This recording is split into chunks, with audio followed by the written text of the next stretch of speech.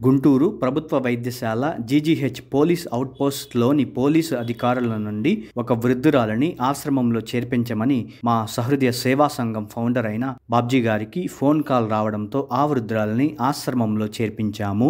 ఆ విశేషాలు ఈ వీడియోలో చూద్దాం. వెల్కమ్ టు సహృదయ సేవా సంఘం. మార్చి 24వ తేదీన జీజీహెచ్ పోలీస్ అవుట్పోస్ట్లోని పోలీస్ అధికారుల నుండి మా సహృదయ సేవా సంఘం ఫౌండర్ అయిన సుద్దపల్లి రవీంద్ర బాబ్జీ గారికి ఫోన్ కాల్ రావడంతో బాబ్జీ గారు ఆ వృద్ధురాలి పరిస్థితిని గమనించగా ఆవిడ కదలలేని స్థితిలో ఎమర్జెన్సీ వార్డు బయట సిమెంట్ బంచ్ వద్ద అపస్మారక స్థితిలో ఉన్న ఆమెను చూసి మాట్లాడించే ప్రయత్నం చేయగా పేరు కూడా చెప్పలేని స్థితిలో ఆవిడ ఉండడాన్ని గమనించడం జరిగింది. ఎక్కడో వీధిలో పడిపోయి ఉన్న ఈ వృద్ధురాలిని 104 వాహనం వారు ఆసుపత్రిలో చేర్పించినట్లు పోలీసు వారు మాకు తెలియజేశారు.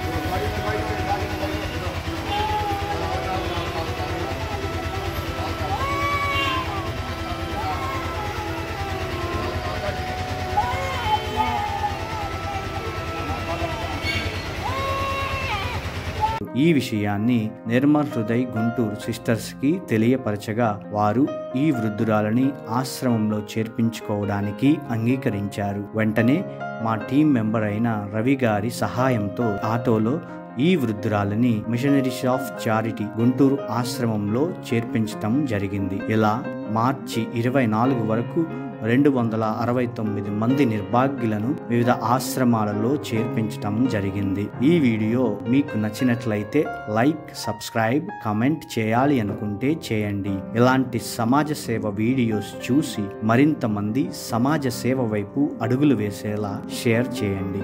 Thanks for watching. సహృదయ సేవా సంఘం. Stay connected, inspire and help society.